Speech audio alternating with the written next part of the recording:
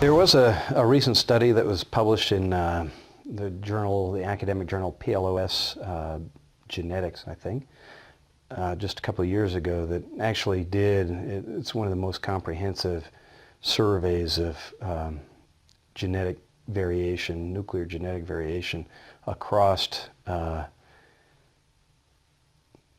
world. And when you look at the data from North and South America, it's clear that the majority of those populations have mixed Asian European ancestry. Although there is an interesting bit of data that probably only an LDS scientist would pick up, which shows for the Mayan people and maybe one or two other cultures close geographically to the Yucatan area, there's actually a nice infusion of Middle Eastern, what they call Middle Eastern genotypes in those populations. This is Hosea 1:10. Yet the number of the children of Israel shall be as the sand of the sea, which cannot be measured nor numbered. And it shall come to pass that in the place where it was said unto them, Ye are not my people, there it shall be said unto them, Ye are the sons of the living God. Kahala Yahweh Bashem Yashai, Bashem Rakokodash, which are the true Hebrew names of the Most High Father, Yahweh, which is Hebrew for He is, and His only begotten Son, Yahweh Shai, which is Hebrew for He is salvation, He delivers. Double honors to my teachers, the apostles and elders of Great Millstone. Peace and mercy to the elect, who are the house of David, reborn again in this generation. And Shalom to the 130 Yasharallah, who today are known as the Negroes, Latinos, and Native Americans, who before losing our true heritage, we were known as, and still are, the true Hebrew Israelites of the Holy Bible. In today's lesson, we're going to talk about the tribe of Zebulon and how this pretty much covers the Central American Latinos from Panama, Guatemala, Salvadorians, Nicaragua, Honduras, basically all in that center area. Okay, because why do I say that? Well, when you go back to the early native Indian culture in that area, that is where the Mayan Empire rose out of. Now, if we go to the Bible timeline, the Bible timeline tells us that the Mayan Empire came into being around 300 BC and lasted until about 1400 AD. It basically was established 300 years after the Northern Kingdom being the Latinos and Native American Indians, were expelled from the Northern Kingdom of Israel. When you go back to the Bible timeline, you'll go back and you'll see, here we go. In 722 BC, basically a little over 300 or 400 years prior, the Assyrians came and conquered the Northern Kingdom because the Lord allowed it to, because we, the Latinos and Native American Indians, we had gone off and we started to worship other gods. And this was our punishment, that we would be expelled from the land. Now, we stayed captive in Assyria for about 100 years until the Babylonians came and eventually destroyed and conquered Assyria. And this pretty much freed the Northern Kingdom Israelites within the Assyrian Empire. Now, by this time, according to the records of Tobit, there were Northern Kingdom Israelites who had already freed themselves, and they had come up in the society of the Assyrians. Okay, but the point being is that when the Babylonians came and conquered the Assyrians, the Israelites that were captive in Assyria and also free, they decided to take a different approach to how they were going to continue to live. It tells us in the book of 2nd Ezra 13 and 40 that the 10 tribes, or the northern kingdom of Israel, the Latinos and Native Americans, they decided to try something new, to go into a further country where no man had dwelt before. And these records were amongst our people, because in the time of King Solomon and King David, they had employed the Hamites as their navy, right? Basically merchants that would go around the world and gather merchandise and bring it back. Well, we know that the Hamites would take 3 years to go to the Americas. They refer to it as Ophir, right? It would take them 3 years, a year and a half of the Americas, or the land of Ophir, and then a year and a half back. In 2nd Ezra 13 and 40, it tells us that the Israelites took a year and a half journey to reach this unknown land known as Azareth. Now, that could only be the Americas. So, back to the creation of the Mayan Empire.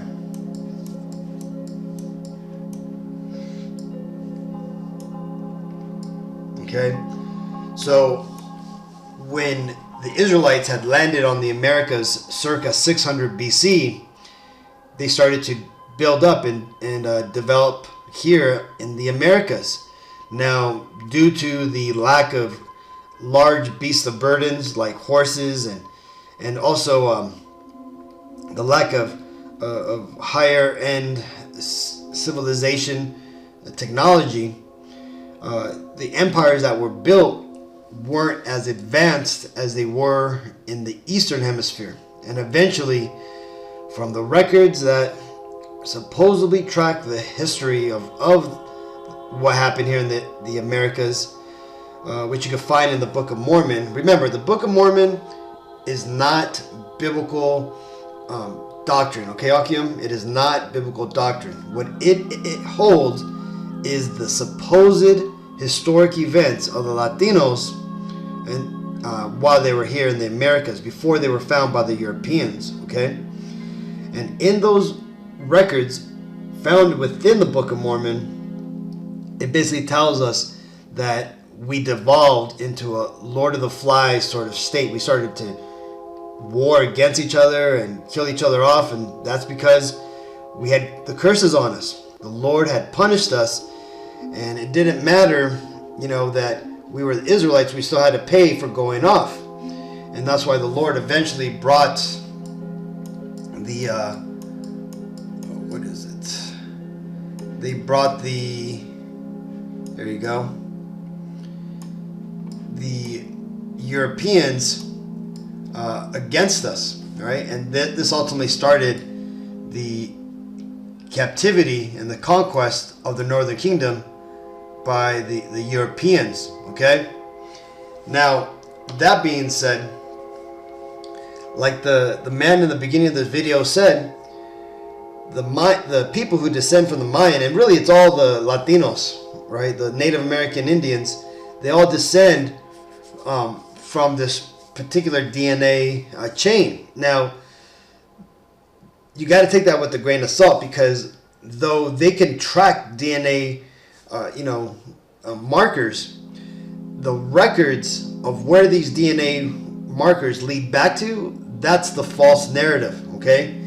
They don't keep proper records, and they don't account for migration patterns. But because the tribe of Zebulon, which when you get into who the tribe of Zebulon is, right, the people who come from Zebulon today, like I said, would be basically the Central Americans, right? And they come from Leah, right, who was Jacob's first wife. It's the same mother who Reuben, Simeon, Levi, Judah, Issachar, and Zebulon come from, okay?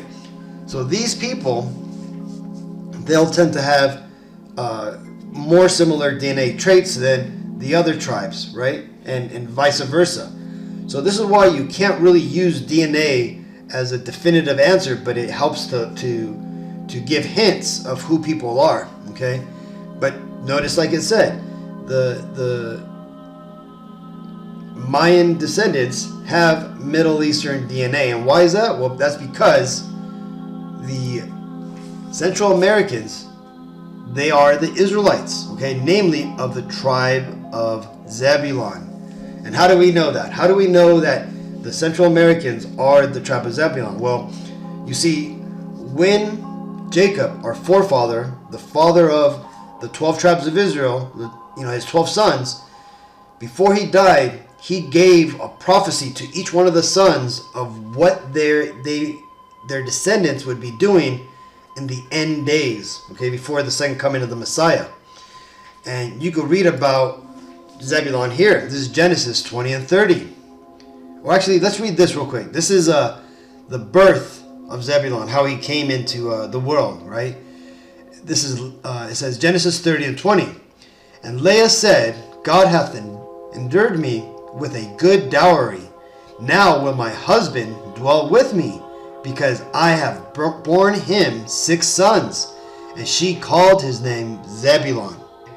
And that right there just shows that Zebulon was the youngest of Leah's 6 sons. And with this, she was happy because she was able to give our forefather many sons. Okay, but on to Simeon's blessing from our forefather, Zebulon's father, Jacob.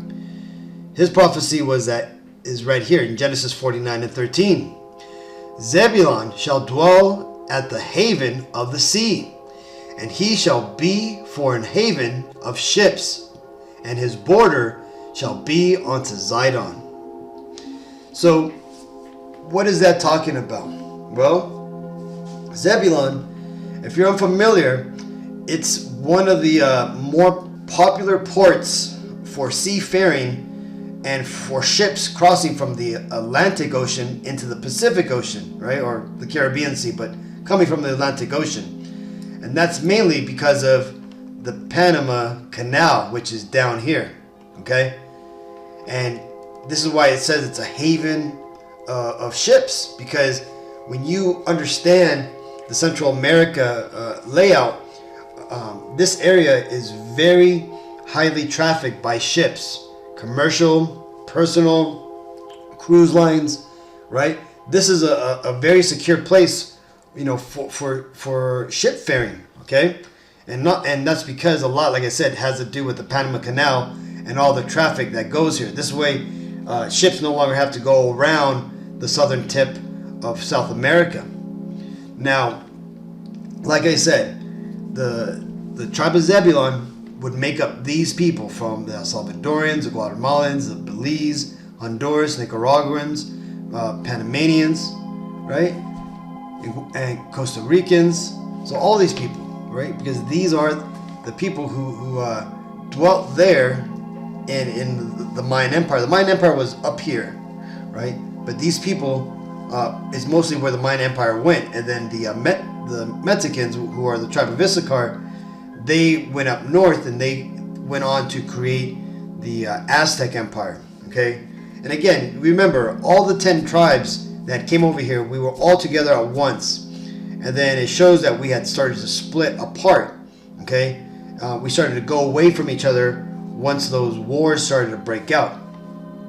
Now, let's go and read some historic documents that prove that the Israelites, the Latinos, or the native Indians are the Israelites. Well, this book here is a very famous book regarding the Mayans' connections to the lost Israelites. Okay, it's called the Annals of the Tequals, right? And also it's the title of the Lords of Tetonicapan. So on this page, on this book, it talks about a lot of similarities to the Mayan people, or basically the native Indian people, and also the biblical Israelites. And in this case here, it talks about how they are descendants, or they have stories of basically Moses, who they refer to as Balaam Kitza, right? But let's go and just read it, and you'll see for yourself, right? This is from page 170 from this book, right? It says Annals. It says, these then were the three nations of the Quichas, Mayans, Cuex, great houses of the Lord Quichas, and they came from where the sun rises, the east, descendants of Israel, of the same language and the same customs, when they arrived at the edge of the Red Sea. Balaam Kitza, who is Moses, a native title for one in a religious office, touched it with his staff, and at once a path opened, which then closed up again. For thus the great God wished it to be done, because they were the sons of Abraham and Jacob. So it was that those three nations passed through, and with them 13 others called Volcamag. We have written that which by tradition our ancestors told us, who came from the other part of the sea, who came from Sivan Tolan, bordering Babylonia. So you see that, Akim? This is the records that the native Indians had given to the friars and the missionaries who came and asked them who they were. Okay, they told them that, they basically told them their story, their ancient, story of their forefathers and how they had parted a sea. We know this as the Red Sea. Okay, so that being said, this also is a depiction of a tile that was found around the Central American Peninsula. I forgot what it was called, but it's famous because it depicts, actually here it goes, here's a better picture of it. It depicts, let me see, this is what it says. It says, Mayan bas relief discovered at Tikal, Guatemala by Harvard archaeologist Teobert Mailer. Now this relief has been lost, apparently, right? But this tells the story of the great flood of Noah and how the people were destroyed. Okay, that's what this is talking about. Okay, now these devils obviously would have wanted to hide this because they are trying really hard to hide the truth that the Latinos and Native Americans, that we are the Israelites. Another example, right, comes from Friar Diego de Landa. It says, from 1566 AD, it says, in his book mentioned above, Friar Diego de Landa talks about the practice of baptism amongst the Maya before the conquest. The Maya prophecies for the arrival of a foreign power who would impose a single god on their people. The teachings of the Maya elders who taught that their ancestors who inhabited this land had come from the east, that God had helped them, opening two roads across the sea. Now this ultimately here is talking about, the first road being the Red Sea that Moses parted, and the other road is the Atlantic Ocean, basically when we came over here, right, which is depicted in 2nd Ezra 13 and 40. Now another thing here, the Maya prophecy that there would become an arrival of a foreign power. This is talking about when the Lord comes back. When the Lord comes back, he's going to get rid of all the idols, and he's going to get rid of all the false worship. And it's only going to be one God that we worship, and that's going to be Yahweh. Okay? And his only begotten son, Yahweh Shai. And then below that's going to be our King David. And below that's going to be our elders. And then you got the Israelites. Okay? But this here shows you, these are historic testimonies proving that the tribe of Zebulon are today the Salvadorians, the Hondurans, the Nicaraguans, the Panamanians, the Costa Ricans, the Guatemalans, and the Belizeans. Okay? So, that being said, let's go and read this. This is Baruch 2 and 30. For I knew that they would not hear me, because it is a stiff-necked people. But in the land of their captivities, they shall remember themselves. So there you go, Akim. This is the time of us to awake. Right? It's now time for us to come back to our true heritage of who we are.